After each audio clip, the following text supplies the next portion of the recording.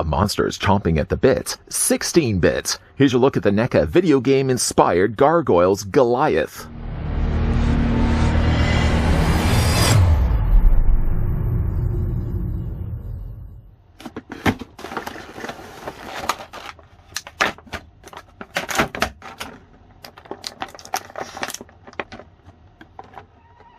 Gargoyles rule the night. Arguably the best gothic cartoon of the 1990s, Gargoyles followed an ancient clan of gargoyles transported to modern-day Manhattan when their Scottish castle is relocated. This Ultimate Goliath figure features a special deco that is tribute to the classic 1990s video game and comes in a package style like the original game box. Goliath stands approximately 8 inches tall with a wingspan of 16 inches. The figure features full articulation including on wings and tail and comes with closed wings as interchangeable head and hands. Display-friendly window box packaging with open flap. Just before we see how well this monster fares on the Mega Drive, let's grab the tape measure and see how tall he stands. And while I'm doing this, I'd like to thank the folks over at NECA that did provide this sample of the video game-inspired Gargoyles Goliath, that we could have a look in this review. As for the figure, though, the figure stands at 7.5 inches in height. Yes, he does. Or the figure's going to be 19 centimeters tall. The obvious comparison would obviously be to bring in the other Goliath that we've already had a look at. Though one correction I did want to make from the review I did of him is I didn't have his feet completely arched the way that I have him right now. It's best to show the figures really with the knees bent and the back of the feet slightly arched, kind of like what I've got right now. You can clearly see in a case like this that it is using, sure, the same mold, but the new deco that they've added to the color scheme, man, that looks really good on the figure. Kind of gives also a little bit of a stone look, and that's probably one of the things I really like about the design of the paint also as well. Bringing in a figure that's going to take up a little bit more wingspan. Here's also what the figure looks like with Dăvᴉous, and another figure from the Gargoyles line we've already had a look at. Here's what the figure also looks like with Bronx. Speaking of old Bronx, by the way, you don't actually have to buy another variation of Bronx in order to get the relaxed wings like I've got displayed right now with the video game version of Goliath. In fact, this figure, unlike the original Ultimate Goliath, comes included not only with the relaxed wings that you can sort of have as a serviceable cape, but the figure also behind that in the packaging does also still have his flapping wings, although the wings obviously don't flap. The wings themselves are still using that sort of almost uncomfortable brittle plastic that they've used for the other wings before. Just to grab and let's bring in the wing from Goliath before. I just want to show you what the original one looked like. This would be the original Goliath, obviously. This would be then the video game version Goliath, and it plugs in exactly the same way. I do kind of wish that they could go away from using this type of plastic. It isn't so much the issue when it comes to the actual wings. I'm not going to ever really be bending these, but it's just the kind of way that the joint works. The joint, every single time I move it, sort of has, as you can see right there, sort of a snapping sound. That's a snapping sound you don't tend to really want to hear. And actually kind of looking at it, it doesn't look like a duck. It does look like a duck. We're going to actually plug these onto Goliath in a moment, though. The other thing that the figure comes also included with, not yet installed, is his wireframe tail. The tail material is actually more of a softer plastic, so of course then having a wireframe in there, the tail freely is able to move any which way that it wants, or any which way that you want. Simply just take the figure, spin it around, and locate here on the back, you'll notice a very obvious place of entry right there. You're going to take the peg and plug it in there. And again, if you're having any difficult time to do this, I decided to actually leave this part off and do this in the review to show you guys where the tail actually installs. Just plug it in place, providing it's all the way in there. And now you've got Goliath with his tail. The tail works, and sometimes either works to his credit or works against him, simply just because like the tail sometimes will push him forward. But the benefit, at least, of having the tail being a wire frame is that you simply just bend the tail to get the desired look that you want. The figure also, though, comes included with a bunch of closed fists. I say a bunch, it's a pair of closed fists. Done here, though, in a more gray deco scheme. It is a really nice looking pair of hands. Pretty much the same hands that we did get before, but I do like the way they've actually sculpted little veins and all the stuff that would go along with the real human hands, just again minus one extra digit. You can see that they only actually have 4 fingers and a thumb. Still a long fingernail, though, on, well, more of a long thumbnail. Simply you just can unplug the existing hands that he has right now. But I actually kind of like the more mauling hands of this version of Goliath. The other thing I also really like about this Goliath is that it comes with the Screaming face sculpt, which is actually really not that much different than the original Screaming Goliath that we got before. More of an angrier looking Goliath. But I gotta say, though, the darker gray that they've used here for the general palette of this gargoyle, I really like the way that the red pops on this. The eyes look fantastic. Same head sculpt, sure, the hair is exactly the exact same between the two. But I think when it comes to going to be displaying the figure, I'm going to be going the route of going with the angrier Goliath head sculpt versus the one that we have right now. Although if I did really want to display the figure kind of looking like he's solid in stone, maybe not necessarily have this facial expression, but I still like it either way though. Picking the figure up right now so you can kind of see what we have to start off with.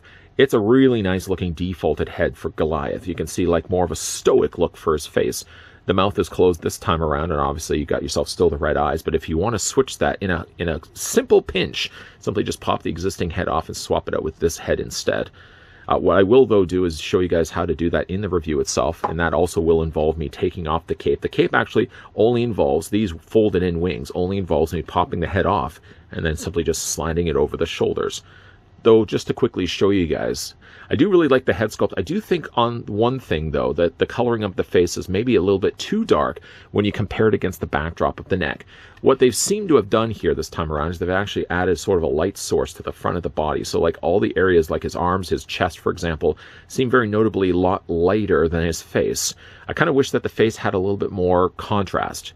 Not as much just the darker gray, for example, but like even like just this head sculpt, for example, it doesn't really have a lot of patches of the lighter gray that looks so good on the rest of the figure's body. I wish a lot of that could have also carried over to the head sculpt, as it sort of seems like it's all been kind of painted in one color gray, and that's it. But if we did want to change out the heads, for example, you're simply just going to hold onto the torso. Grab the head as well as you can, and it's actually fairly easy to remove. And then from there, you're going to only easily take the wings off, and you're just going to unfold them. Well, not even unfold them, you're just going to literally slide them off. They do technically put pegs like they did before right at the very top of the wings, and for all intents and purposes, they're supposed to plug into the back of what still looks to be like a lion's face. You see it too? Okay, I'm not the only one. You can see there's holes right there, and again, the idea in mind is you're supposed to take these pegs and it's supposed to fit into those holes, but honestly, just even fitting it over the shoulder usually is more than enough. Even if you were to line up the holes, they never really stay in place. They're sort of more just as a serviceable guide than anything else. Anyways, let's go ahead and remove the wings for right now. I just want to also show you that the inside of the wings, they did match the same type of bluish green that they have here also. It's sort of a teal color. That's one thing that's very consistent. A color that you always see a lot back in the 90s. You don't maybe see as much now is the color teal, and also sort of that dark purple color. Anyways, though, you can see that it's sort of using the same teal. What's absent, unfortunately, though, in the wings, with the wings folded down like this, that are very prevalent here in the folded out versions, is the fact that there's these lighter streaks of blue, which unfortunately don't make appearances on the cape. I guess because it's so close to his body anyways, you probably wouldn't have never seen it anyways, but let's go ahead and move those out of the way. And then if you wanted to take the new wings, before we actually do that, I just want to show you guys what the body looks like. It seems a little out of place, I suppose, not to have a head sculpt on there. So let's just pop this head in place for right now. You, again, just wanted to draw your attention to the fact that, like, sure, yeah, there's these nice lighter areas here that are on his arms, down his forearms, down the front of his chest, even on the back of the figure's body. I just wish that some of that, even the areas of the neck, because the neck is so close to his face anyways, that some of the lighter gray could have found their way onto the figure's face too, because it does really look like the head sculpt is painted as a completely different figure than all the rest of the figure that's below it.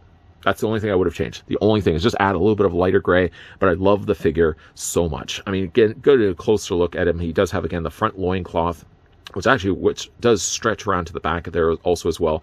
There's a section, obviously, in the middle that's split it in the middle, so you could then take the tail and plug it into place. You've got the buckle nicely painted here in yellow that brings some really nice necessary color to an otherwise very dark gray palette. Again, lower legs, and again, I've got the legs here bent, so I've got the knee bent here, so then I can compensate by bending the ankle at this section, and then just having his feet. He's essentially standing really on the fronts of his feet, not really relying on the spikes on the back, which essentially, when I first got the figure, I kind of had him flat like this, but then I realized, obviously, I wanted to have the feet a little bit more arched. And because the tail obviously is a wire frame, it really helps to stabilize the figure, serving as certainly like a third leg of a tripod. Anyways, let's actually, you know what? Before we actually put the wings on, I know I keep kind of delaying myself here. I just want to show you guys quickly what the articulation is on the figure. Then we'll attach the wings with the head. I think almost in place, because I'm going to have to. I guess I probably could put the head in completely, because I'm only going to snap the wings in place. So let's pop the head in. There we go. That makes things a lot easier when it comes to looking at the posability. Okay, so his head does look up. The head does look down, all is still same as the Goliath before. The head does rock back and forth also as well. Obviously, with the length of the hair being as it is, you're only going to be able to move the head so far up. It's still enough to have the figure looking forward, but you can't really have the head looking any further up than that. I do wish that they could have added like a hinge joint at the base of the neck, but obviously they'd have to break up the molding on the side, and that would be impossible to do. So unfortunately, we only get one ball joint here instead that attaches to the head itself. As for the arms hinge out. Not quite, I would say, at 90 degrees, maybe more closer to 45. You can take those arms and you could rotate them all the way around. But my arms, these arms, and these arms are really tight.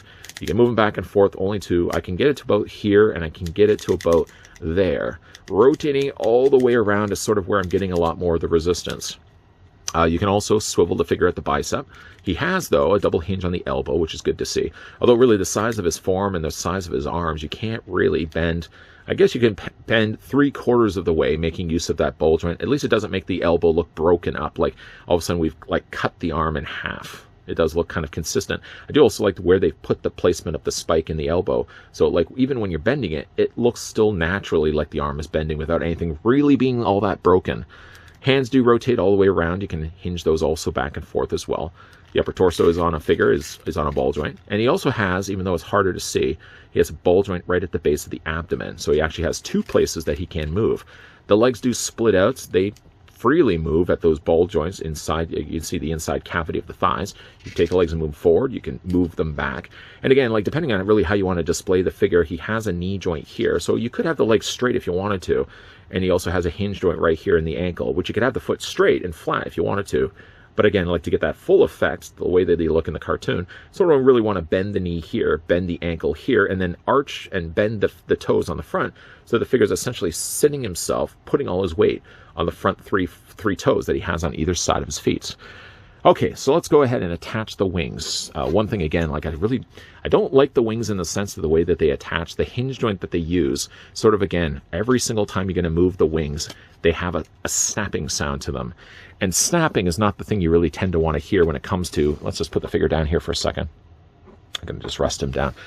This little hinge joint right here, just because the plastic is not a brittle plastic, but the type of material plastic that they use, it doesn't have like a lot of rubbery consistencies or densities to it. So when you are moving this one actually doesn't move as bad as the other one, but it still sort of has at times a painful click to it, almost as if you're going to be breaking the plastic.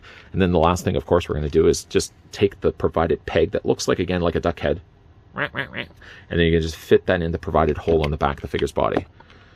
Once that's all good to go, you plug that in place, and you've got yourself video game-inspired Goliath. Boy, does he ever look good.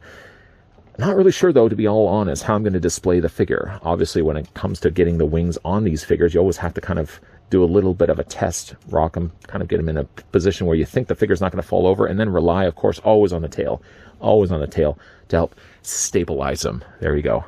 Yeah, when it comes to certainly displaying the video game version of Goliath, let's go ahead and bring in the regular Goliath so you can see where we've come from and where we've gone to. I might very well display this figure, I think, probably like this, simply just because I already have the regular Goliath displayed with the relaxed wings. And I like personally having Goliath with the relaxed wings than have the fanned out wings like we see right now. They also, obviously, the fanned out wings take up a lot more real estate space when it comes to having the figure on the shelf.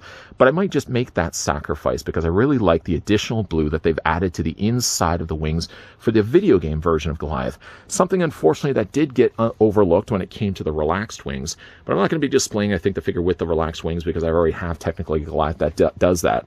All in all, head to toe, wing to wing, it's a nice looking delivery of the exact same mold we did get before by adding again that sort of cell shading that you can see there clearly on the front of the figure's body. He's mostly a medium gray, but then he's got some lighter gray patches added in there as well. Some darker gray elements also added in there as well. The only thing I would have liked to again see, as I already mentioned in this review, is I would have liked to have seen some more lighter grays make their way up to his face, because his face, when you compare it to the rest of the figure's body, comes across a little too dark for my liking. Not only will I have to make some available space now on my shelf for yet another gargoyle that's going to have a wingspan like this, but I also had to accommodate some extra space on my turntable so it could actually safely rotate without hitting the backdrop behind it.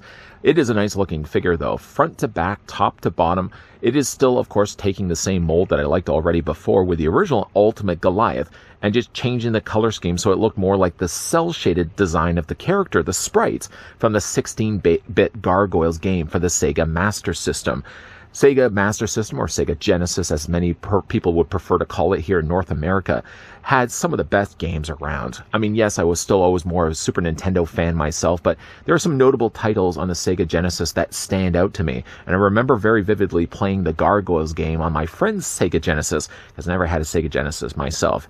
Though the figure doesn't have as many of the accessories, say, as the Ultimate Gargoyle had, Goliath had before, like the book, for example, and a few of the other trinkets, he still has enough accessories. And one thing he does have that the other Ultimate Gargoyle Goliath didn't have is obviously the fact that he has swappable wings without having to buy another gargoyle figure in order to get it. I don't have to buy another Bronx, for example, to get the folded down wings. The figure has both of it, the best of both worlds. What do you guys think, though, of the cel-shaded video game inspired Goliath? Let me know down below in the comment section. Have you had the chance to pick up this figure? Well, based on this review, is this a figure you could see yourselves quickly wanting to add to your Goliath and Gargoyle collection? Big thank you once again to the folks over at NECA Toys that did provide the sample of the video game inspired Goliath that we could have the chance to look at in this review. Speaking of reviews, if you enjoyed the one you just finished watching, why not hit it with a like? If you guys are loving the content you guys are seeing, and you certainly do want to stick around for more NECA reviews, if you haven't already, that is, make sure you hit that subscribe button. Why not?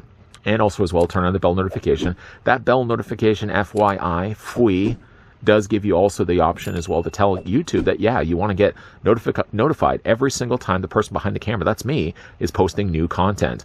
I can also give you, FYI, I can give you some also 411 to let you know that Monday, Tuesday, Wednesday, Thursday, and Friday, 2 videos a day, unheard of, yet we do that regularly here every single week. So if you guys are checking out this video and you want to know when this guy behind the camera is doing another one, just know it's the next day at 12 p.m. and 2 p.m. Eastern Standard Time. As always, guys, thanks for watching. See you guys next time.